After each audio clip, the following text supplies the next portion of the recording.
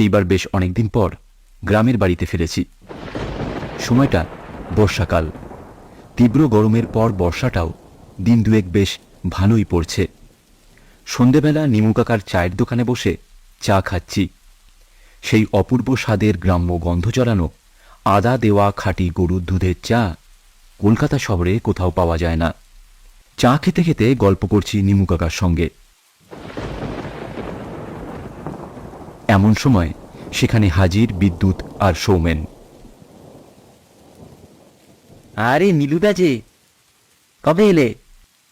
আরে বিদ্যুৎ, সৌমেন, কেমন আছিস তোরা? বল, বস বস। আর বলিস না, কাল অনেক রাতে ফিরেছি ভাই। যা বৃষ্টি হচ্ছিল, স্টেশন থেকে বাড়ি ফেরার কোনো গাড়ি টাড়ি কিচ্ছু পাচ্ছিলাম না। শেষমেশ হেঁটেই ফিরলাম। তারপর বল, তোরা ভালো আছিস তো? একদম নীলুদা, বেশ আছি। আজ তোমাকে অনেকদিন পর দেখে মনটা একদম ভালো হয়ে গেল। বিদ্যুৎ একদম ঠিক বলেছে নীলুদা। নিমু কাকার চায়ের আড্ডায় তোমার গল্পগুলো এত মিস করি যে বলার নয়। আজ এতদিন বাদে তোমাকে পেয়েছি যখন, একটা গল্প হয়ে যাক। নিমু কাকা, কড়া করে জমিয়ে 3টে চা করো তো। হ্যাঁ একদম, এই ওয়েদারে ভূতের গল্প আর চা, আর কি চাই? তোরা যে গল্প না শুনে আমাকে ছাড়বি না, সে আমি বেশ ভালোই বুঝতে পারছি। কাজের প্রয়োজনে শহরে থাকি বটে, কিন্তু সেখানকার ব্যস্ত জীবনে তোদের এই আন্তরিকতার টানগুলো নেই। খুব মিস করি তোদের সঙ্গে কাটানো এই সময়গুলো। যাই হোক, তবে আজকে আমার কলেজ জীবনের একটা ঘটনা তোদের বলি, শোন। সালটা 2000। নতুন একাডেমিক সেশনে ভর্তি নেওয়া তখন সবে শুরু হয়েছে আমাদের কলেজে। বেশ নামকরা প্রতিষ্ঠান হবার সুবাদে আমাদের কলেজটিতে দেশের নানা প্রান্ত থেকেই ছাত্রদের আনাগোনা ছিল। সেবার নতুন সেশনে ভর্তির পর ছাত্রছাত্রীদের হোস্টেলের রুম অ্যালটমেন্ট পর্ব শেষ হয়ে গেল বেশ ভালোভাবেই। আজকের গল্পটি যাকে কেন্দ্র করে, সেই রাহুল নামের ছেলেটি এসেছিল বিহারের মুজাফফরপুর থেকে। রাহুল ছিল একেবারে সাদাসিধে একটা ছেলে। ওর পরিবারের মধ্যে প্রথম ওই পড়াশুনো করছে এতদূর। ওর বাবা জমিতে চাষাবাদ করতেন। ওর বাবা মায়ের স্বপ্ন ছিল ছেলে লেখাপড়া শিখে চাকরি করে বড় মানুষ হবে। বয়েজ হোস্টেলের পুরনো বিল্ডিংয়ের 11 নম্বর রুমটি বরাদ্দ হয় ওর জন্য। ডাবল অকুপেন্সির সেই রুমটিতে তখনও অন্য কোনো স্টুডেন্ট অ্যালট না হবার কারণে প্রথম থেকেই সেই ঘরটিতে একা থাকতে শুরু করে রাহুল। পাশাপাশি রুম হওয়াতে প্রথম দিনেই ওর সঙ্গে বেশ আলাপ হয়ে গিয়েছিল আমাদের। রাহুল, তুই 11 নম্বরে একাই আছিস তো? জিনিসপত্র সব গুছানো কমপ্লিট? রূপকের কাছে শুনলাম কাল রাতে ট্রেনে নাকি তোর একটুও ঘুম হয়নি। হ্যাঁ ভাই, আপাতত একাই। হ্যাঁ, মোটামুটি গুছিয়ে নিয়েছি সব। আর বলিস না, কাল রাতের ট্রেন জার্নিটা, ওফ, একেবারেই ঘুম হয়নি। এবার ঘরে গিয়ে একটা লম্বা ঘুম দেব ভাবছি। বেশ বেশ, চল রেস্ট নে, পরে দেখা হচ্ছে তাহলে। এরপর ঘণ্টা দেড়েক পর যখন রাহুলের ঘুম ভাঙল, ততক্ষণে সূর্যাস্ত হয়ে গিয়েছে। শীতের আমেজ গায়ে মেখে ফ্রেশ হয়ে পড়তে বসে রাহুল।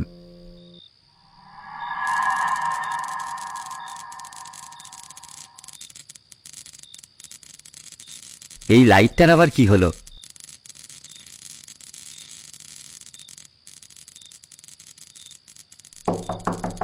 কিরে রাহুল, প্রথম দিন আর কত পড়বি ভাই? খুব খিদে পেয়েছে, চল খেয়ে আসি। হ্যাঁ রে, চল। আর বলিস না, একটুও পড়তে পারিনি। রুমের বাল্বটা সন্ধ্যে থেকেই খালি গড়বড় করে চলেছে। তাই নাকি? ওয়ার্ডেনকে জানা তাহলে। হ্যাঁ ঠিকই বলেছিস, খেয়ে ফেরার সময় বলে আসছি। খাওয়া দাওয়া সেরে হোস্টেলে ফেরবার সময় রাহুল ওয়ার্ডেনকে জানায় যে তার রুমের বাল্বটা ডিস্টার্ব করছে। ওয়ার্ডেন বলেন, আজ তো অনেক রাত হয়ে গেছে, ইলেকট্রিশিয়ান পাঠিয়ে কাল তোমার রুমের বাল্ব চেঞ্জ করিয়ে দেব। ওয়ার্ডেনের কথায় আশ্বস্ত হয়ে দোতলায় তার ঘরের সামনে এসে রাহুল দেখে ওর ঘরের দরজাটা অর্ধেক খোলা অবস্থায় রয়েছে।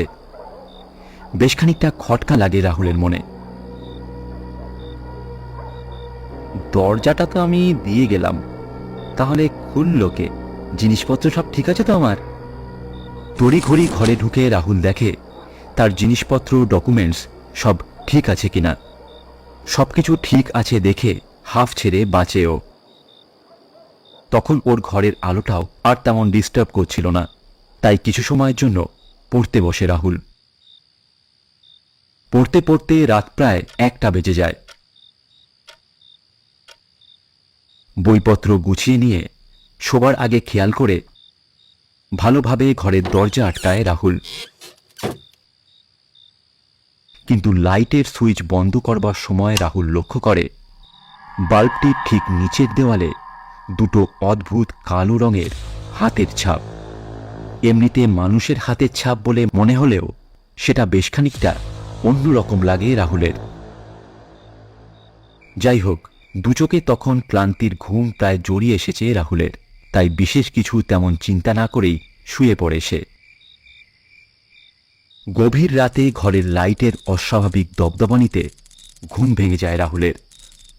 ঘুমের আচ্ছন্নতার মধ্যেই ও বুঝতে পারে সেই ঘরে ও একা নয়, আরও যেন কেউ রয়েছে ওর ঘরের মধ্যেই।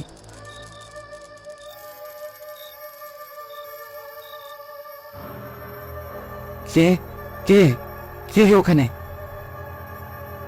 কাঁপতে থাকা বাল্বের আলোতে রাহুল দেখে পাশের খালি বেডটাতে হাঁটু জড়ো করে দেওয়ালের কোণ ঘেঁষে জড়সড় হয়ে মাথা একেবারে নিচু করে বসে একটা ছেলে ডুকরে ডুকরে কাঁদছে।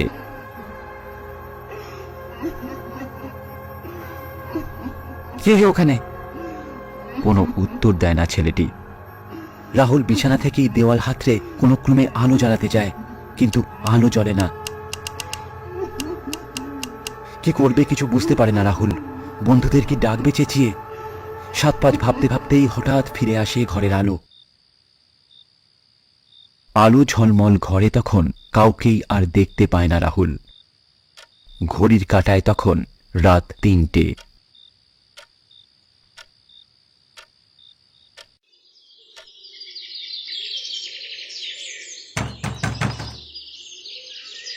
কিরে রাহুল, এত বেলা অবধি ঘুমাচ্ছিস? হ্যাঁ, কে? কটা বাজে? আরে আমি রূপক। 9টা বেজে গেছে। এরপর আর ব্রেকফাস্ট পাবি না। এর আগে তোকে দুবার ডেকে গেছি, বাট কোনো সাড়া শব্দই পাইনি তোর। আচ্ছা 5 মিনিট দাঁড়া ভাই, আমি এখনই রেডি হয়ে আসছি। এরপর ক্যান্টিনে যাবার পথেই রূপককে গত রাতের ঘটনা সম্পূর্ণ জানায় রাহুল। সবটুকু শুনে রূপক বলে, এ ভাই নির্ঘাত সিনিয়র দাদাদের কাজ। আমিও সেরকমটাই ভেবেছি, তাই আর ওয়ার্ডেনকে জানাইনি ব্যাপারটা।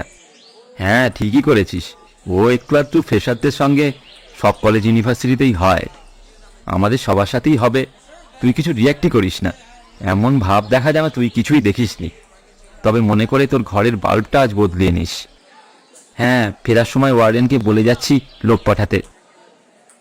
ব্রেকফাস্ট সেরে হোস্টেলে ফেরবার কিছুক্ষণের মধ্যেই রাহুলের ঘরে ইলেকট্রিশিয়ান চলে আসে। মিনিট 5 কাজ করে সে বলে, দাদা, আমি সব দেখে নিয়েছি, লাইন বাল্ব সব ঠিকই আছে, তবু আমি নতুন বাল্ব লাগিয়ে দিয়েছি, আর কোনো অসুবিধা হবে না। ইলেকট্রিশিয়ান ছেলেটি চলে যাবার পর রাহুলও রেডি হয়ে বেরিয়ে পড়ে ক্লাসের উদ্দেশ্যে। খাওয়া দাওয়া সেরে গল্পগুজব করে রাত প্রায় 10:30টায় রুমে ফেরত আসে সে। এরপর ওয়াকম্যানে গান শুনতে শুনতে অঙ্ক নিয়ে বসে।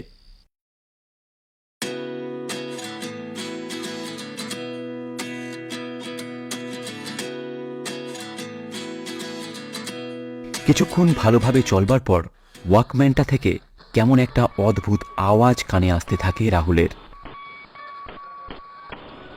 কর্কশ একটি গলার আওয়াজ ভেসে আসতে থাকে গানের পেছন থেকে। কেউ যেন কিছু একটা বলছে।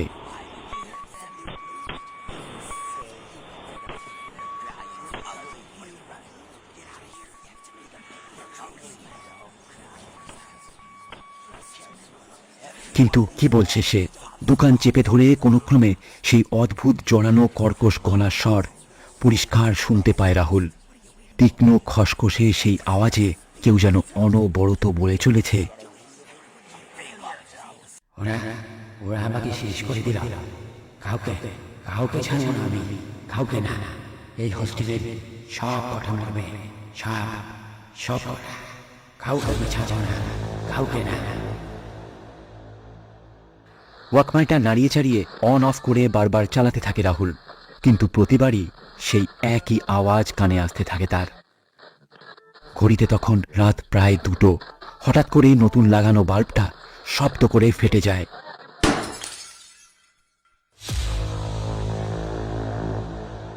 এতক্ষণ মনকে নানাভাবে আশ্বস্ত করে চললেও এখন আর পারে না রাহুল। বারে বারে কেন এই ধরনের অদ্ভুত ঘটনা ঘটে চলেছে এই ঘরে, কি করবে বুঝে উঠতে না পেরে কোনো রকমে একটি মোমবাতি জ্বালায় সে। কোনোদিন কোনো রকম সংস্কারে বিশ্বাস না করলেও সেই সময়ে রাহুলের মনে পড়ে যায় বাড়ি ছেড়ে আসবার সময় ওর মায়ের দেওয়া একটা জিনিসের কথা। ওর মা ওকে বলেছিলেন, বাবা, এত দূরে লেখাপড়া করতে যাচ্ছিস, যদি কখনো কোনো বিপদ আসে এই তাবিজটা সঙ্গে রাখিস। সঙ্গে সঙ্গে তাবিজটা টেবিলের ড্রয়ার থেকে বের করে নিজের বালিশের তলায় রেখে দেয় রাহুল। তারপর মায়ের কথা মনে করতে করতেই একসময় ঘুম নেমে আসে ওর দু চোখের পাতা জুড়ে। কিন্তু বেশ কিছুক্ষণ পর ঘুমের মধ্যেই রাহুল অনুভব করতে থাকে কেউ যেন তার ঘরের মধ্যে ঘোরাঘুরি করছে, যেন একটা ছায়া মূর্তি, একটা কালো অবয়ব অস্থির পায়ে হেঁটে বেড়াচ্ছে গোটা ঘরটা জুড়ে। কি যেন খুঁজে বেড়াচ্ছে সে। রাহুল চোখ খুলতে চায়, কিন্তু আপ্রাণ চেষ্টা সত্ত্বেও কিছুতেই চোখ খুলতে পারে না।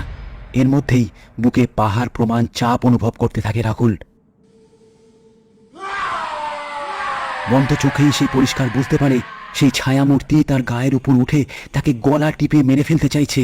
বাঁচবার জন্য প্রাণপণ চিৎকার করেও গলা থেকে কোনো আওয়াজ বের হয় না রাহুলের।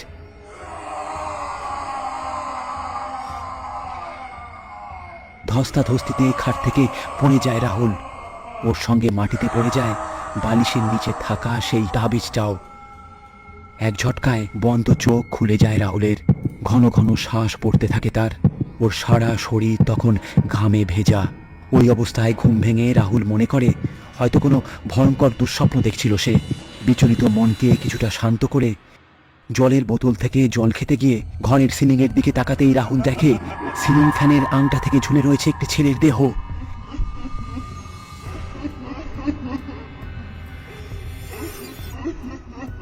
এক দৃষ্টে সেই নিথর দেহটি যেন বিস্ফারিত স্থির চোখে তাকিয়ে আছে রাহুলের দিকেই। উফ, কি ভয়ঙ্কর তীক্ষ্ণ সেই চোখের দৃষ্টি। বিকট চিৎকার করে দরজা কোনো ক্রমে খুলে বাইরে বেরিয়ে আসে রাহুল। ওর চিৎকার শুনে আমরা ছেলেরা উঠে পড়ি। চলে আসেন ওয়ার্ডেন। রাহুল চিৎকার করে বলতে থাকে, ও আমার রুমে সুইসাইড করেছে, আমার রুমে সুইসাইড করেছে, আমাকেও মেরে ফেলবে, আমাকেও মেরে ফেলবে, বাঁচাও আমাকে, তোরা বাঁচা, আমাকে বাঁচাও। আমরা সকলেই ওর ঘরে গিয়ে দেখি কেউ কোথাও নেই। শুধুমাত্র একটা চাপা ভ্যাপসা তীক্ষ্ণ গন্ধ নাকে আসতে থাকে আমাদের। ভোরের আলো তখন সবেমাত্র ফুটছে। তখনও ভয়ে রীতিমতো কাঁপছে রাহুল। আমরা সবাই ওকে স্বাভাবিক করবার চেষ্টা করে যাচ্ছি। এখন তুমি ঠিক আছো রাহুল? বলতে পারবে ঠিক কি ঘটেছিল কাল রাতে? ক্লান্ত কণ্ঠে ধীরে ধীরে 2 দিন ধরে চলা সমস্ত ঘটনা সবিস্তারে বলতে থাকে রাহুল। সবটা শুনে স্তম্ভিত ওয়ার্ডেন বলেন, তুমি একথা আমাকে আগে জানাওনি কেন? আমাকেও বলেছিল, কিন্তু আমি ভেবেছিলাম সিনিয়র দাদারা হয়তো মজা করছে, তাই। আর মজা? এই মজা করবার জন্যই তো আজ এই পরিণতি। তোমরা হয়তো জানো না, গত বছরে এখানে একটি ঘটনার পর সিনিয়র ছাত্রছাত্রীদের ওপর নানা রকম বিধিনিষেধ চাপানো হয়েছে। জুনিয়র স্টুডেন্ট, বিশেষ করে ফ্রেশার্সদের সঙ্গে তাদের সমস্ত মেলামেশা এখন নিষিদ্ধ। নতুন শিক্ষার্থীরা সিনিয়রদের দ্বারা কোনো রকম হয়রানির শিকার হলে সিনিয়রদের বহিষ্কার পর্যন্ত করবার ব্যবস্থা করা হয়েছে। এই কথা শুনে রূপক ওয়ার্ডেনের কাছে জানতে চায়, কি এমন ঘটনা ঘটেছিল স্যার যে এমন রেস্ট্রিকশনস? শোনো তাহলে বলছি। রাহুলের এই রুমটিতে গত বছর যে ছেলেটিকে অ্যালট করা হয়েছিল তার নাম ছিল পলাশ। একদমই গরিব ঘরের একটি ছেলে, কিন্তু অত্যন্ত মেধাবী। অনেক স্বপ্ন নিয়ে এখানে ও পড়তে এসেছিল। কিন্তু মাত্র 12 দিনের মাথায় কয়েকজন সিনিয়র ছাত্রদের করা সোকল্ড এই মজার উৎপীড়ন সহ্য করতে না পেরে ওই ঘরেই গলায় ফাঁস দিয়ে আত্মহত্যা করে ছেলেটি।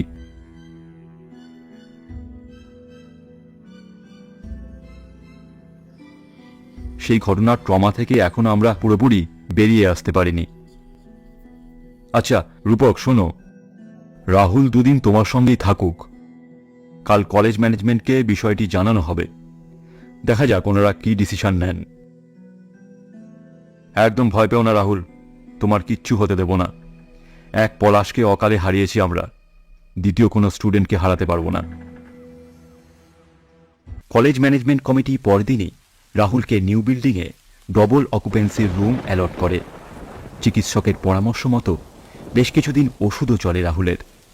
সেই বছরই ওই 11 নম্বর ঘরটিকে সম্পূর্ণ ভেঙে একেবারে নতুন করে ছেলেদের কমন রুম করে দেওয়া হয়।